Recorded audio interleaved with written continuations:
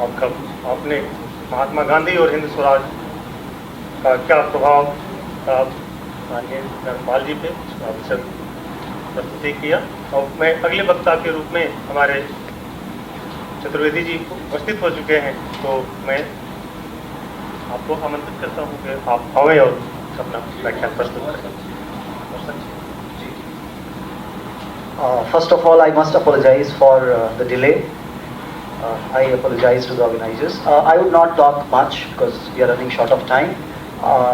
I would like to thank the organizers for inviting me, and I must thank the dignitaries on the dais and off the dais who are present here and with whom I am fortunate enough to share my views. I am basically going to talk about a book that came out in the year 1971, and the title of the book was Civil Disobedience in the Indian Tradition.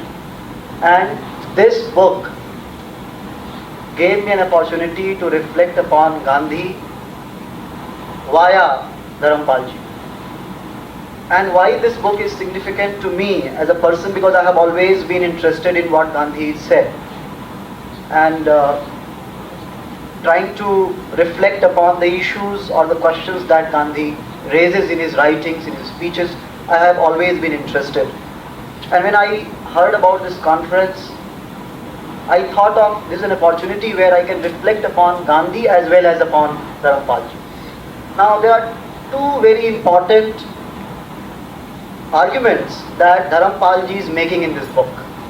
मतलब मुझे ऐसा लगता है कि दो बहुत महत्वपूर्ण विचार हैं जिसको हमको समझने की आवश्यकता है। पहला विचार ये है, जैसे आप लोग जानते हैं कि इस किताब का फॉरवर्ड जयप्रकाश नारायण जी ने लिखा था, और उन्होंने उस किताब में का फॉरवर्ड लिखते समय ये बात उठाया कि भाई इस किताब को लिखने की आवश्यकता क्यों हुई, एक, और इतिहास को लिखने का मेथड क्या होना चाहिए, समझने का मेथड क्या होना चाहिए। ये किताबें अगर आप कहें तो बहुत इंटरप्रेटिव किताब नहीं है, बहुत व्याख्यात्मक किताब नहीं है, लेकिन उसका जो मेथड है वो बहुत सिग्निफिकेंट है, और उसी बात को हमको समझने की ज़रूरत है कि अगर हम रिसर्च कर रहे हैं, डिबेट कर रहे हैं, तो हम किस मेथड के हिसाब से करेंगे। तो जो पहला आर्ग्यूमेंट था, जयप्रकाश नारायण जी ने भी कहा कि एक कल्चर ऑफ सेल्फ डेनिग्रेशन, जिसमें कहें कि हम अपने संस्कृति को लेकर के एक जो कुंठा का भाव है, कुंठा का जो बोध है कि हमारी संस्कृति यूरोपीय संस्कृति की तुलना में इंफीरियर है, या एक निषेधात्मक भाव आया, इसको लेकर के धर्मपाल जी के मन में भी कुछ सवाल उठ रहे थे। गांधी ने इस सवाल को बार बार अपने भाषणों के माध्यम से उठाया है। तो इसको लेकर के जो पहला था, और मैं कोट करना चाहूँगा जयप्रकाश नारायण जी को, उन्होंने लिखा है कि during the British period the needs of imperialist rule dictated that Indians be pictured as inferior people in respect to material, moral and intellectual accomplishments. ये तीन बातें ध्यान रखें, मटीरियल, मॉरल एंड इंटेलेक्चुअल, बौद्धिक रूप से, सांस्कृतिक रूप, नैतिक रूप से, और ऑल्सो इसको कहें आर्थिक रूप से, मटेरियल कल्चर को अगर मैं प्रॉपरली ट्रांसलेट नहीं कर पा रहा हूँ अभी, तो इनको लेकर के, तो इसका जवाब देने के लिए, और उसका जवाब देने के लिए पहले हमको देखना पड़ेगा कि हमारे भारत का जो राजनीतिक तंत्र था वो किस तरह से फंक्शन करता था। तो एक ऐसा इस किताब में प्रश्न ये उठाया गया कि ऐसा माना जाता था कि राजा और जनता के बीच में, यहाँ रूलर और रूल्ड के बीच में पेरेंट और चाइल्ड के रिलेशनशिप, ये मेटाफर धर्मपाल जी भी लिख रहे हैं और जयप्रकाश नारायण जी ने भी इससे बात की है कि इस तरह का था, जैसे कि जनता जो है वो राजा कोई भी बात कहेगा उसको भारत में मान लेती थी। इसी बात का जवाब देने के लिए कि जनता राजा की हर बात को वैसे ही नहीं स्वीकार कर लेती थी जैसा राजा चाहता था, जनता अपने विरोध के तरीके खुद निकालती थी, और उस विरोध के तरीके को गांधी जी ने सिविल डिसोबीडियंस का नाम दिया, सविनय अवज्ञा का नाम दिया। अब उसके लिए क्या करते हैं, देखिए हम लोग तो स्टेटमेंट दे देते हैं, वाक्य बोल देते हैं कि ऐसा ऐसा कहा, लेकिन उसके लिए उन्होंने बाकायदा रिसर्च, को मैं मेथड की जो बात कर रहा था, आर्काइवल रिसर्च उन्होंने किया। आर्काइवल रिसर्च मतलब उन्होंने जो, और खास तौर से ये भी देखा कि अपनी संस्कृति के उदाहरण केवल नहीं दिए, वहाँ पे अगर आप पढ़ेंगे उस किताब को, अगर ध्यान से आप पढ़ते हैं तो आप पाएंगे कि सारे जो आर्काइव्स में जो उन्होंने रिसर्च के उदाहरण दिए हैं, इंस्टेंसेस दिए हैं, आर्ग्यूमेंट्स दिए हैं, वो ज़्यादातर उन्होंने जो ब्रिटिश म्यूजियम्स में, लाइब्रेरीज में जो किताबें रखी हुई थी, पुस्तक रखी हुई थी, और जो ब्रिटिश ऑफिशियल्स ने ब्रिटिश गवर्नमेंट को रिपोर्ट्स लिखी थी, उनके बारे में उन्होंने वहाँ उदाहरण दिया है। मैं एक रिपोर्ट पढ़ूंगा, फिर आपको खुद समझ में आ जाए कि मैं बात अपनी कहना क्या चाह रहा हूँ। ये उदाहरण है करीब 1810, मतलब कहानी जो है 1810 की है, 1810 के आसपास क्या होता है कि बनारस में भी, बंगाल, बनारस, उड़ीसा, यहाँ पे एक नए प्रकार का टैक्स लगाया था। बात संक्षेप में कहना है, थोड़ा बहुत गलती हो सकती है तो मैं क्षमा चाहूँगा। पेपर में पूरा फुल जब आप लोगों को दूंगा उसमें पढ़ सकते हैं। तो 1810 के आसपास हाउस टैक्स लगाया जाता है, और हाउस टैक्स जब लगता है तो उसका विरोध सबसे पहले शुरू होता है, क्योंकि मैंने बनारस विश्वविद्यालय, मैं यहीं से पढ़ा हूँ, मैं यहीं का रहने वाला भी हूँ, मतलब काफ़ी दिनों से।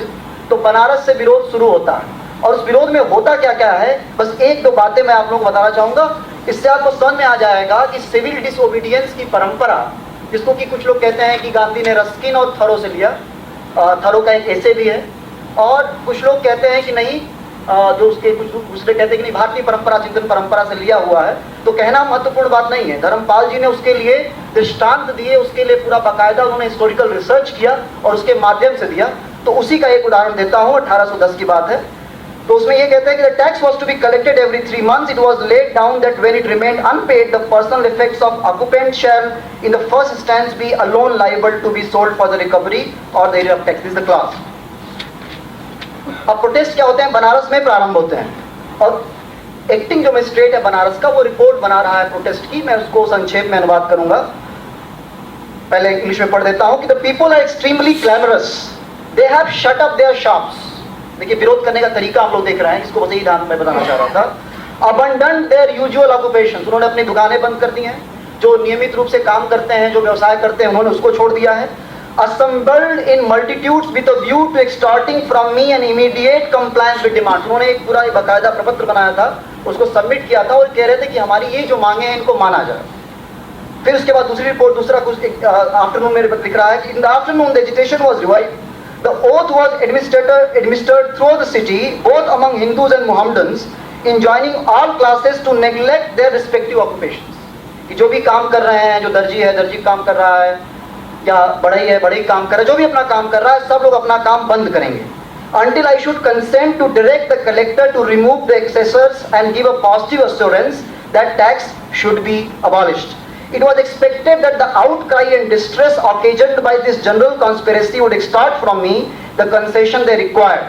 The lohars, the mistris, the darjis, the kahars, the bearers, every class of workmen engaged unanimously. दो बातें समझ के अपनी से समझ में आ गया होगा कि पहली बात, जो हमारे यहाँ राजा के विरोध की परंपरा है, ऐसा नहीं कि राजा ने कह दिया मुनादी बज गई और हम मान लेंगे।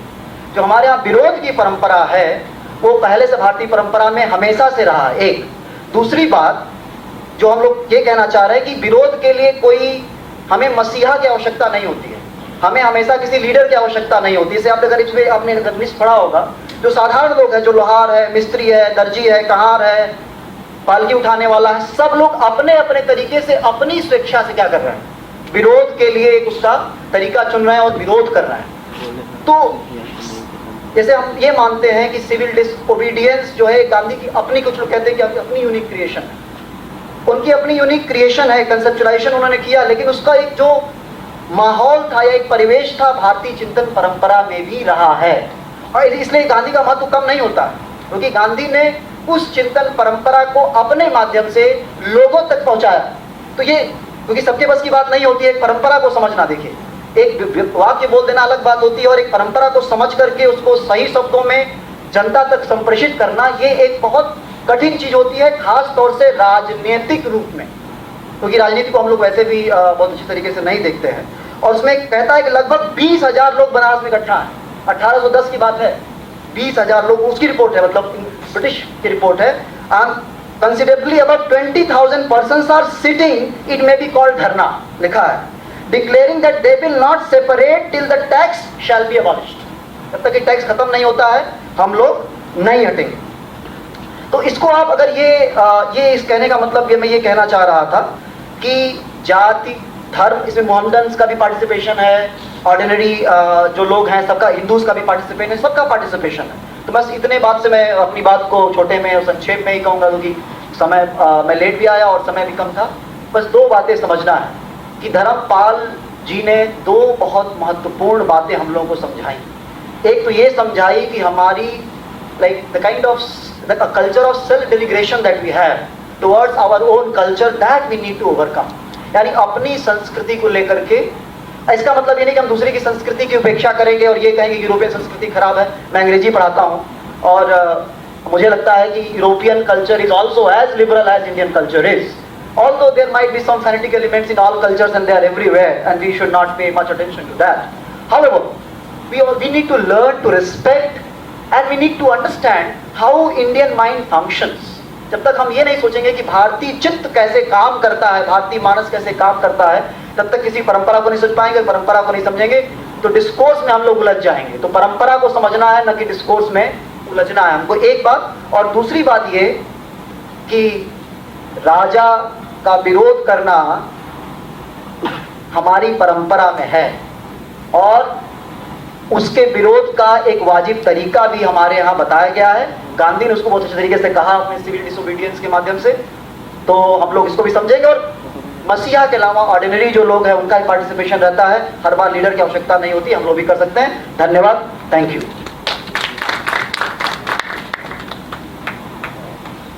अभी जल्दबाजी में मैंने विद्वान वक्ता का परिचय नहीं दिया। आप डॉक्टर राहुल चतुर्वेदी यहीं अंग्रेजी विभाग के सहायक प्राध्यापक हैं और आपके सम्मान के लिए मैं डॉक्टर अनुपति तिवारी जी को आमंत्रित करता हूं कि आवें और उनको अंगवस्त्रम और मुख्य प्रदान सम्मान करें।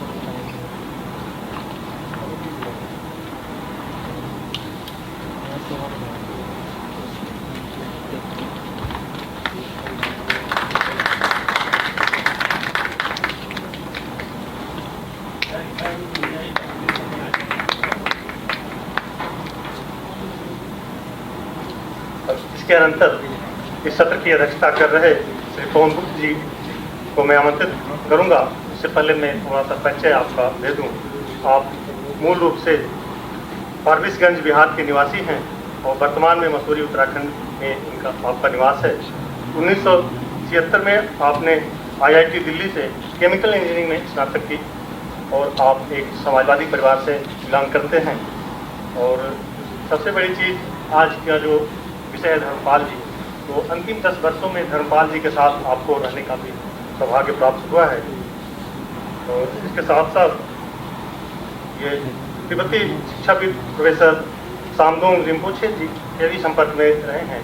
तो मैं सादर आपको आमंत्रित करता हूँ कि आप आवें और उनके ऋषि उद्बोधन से लोगों को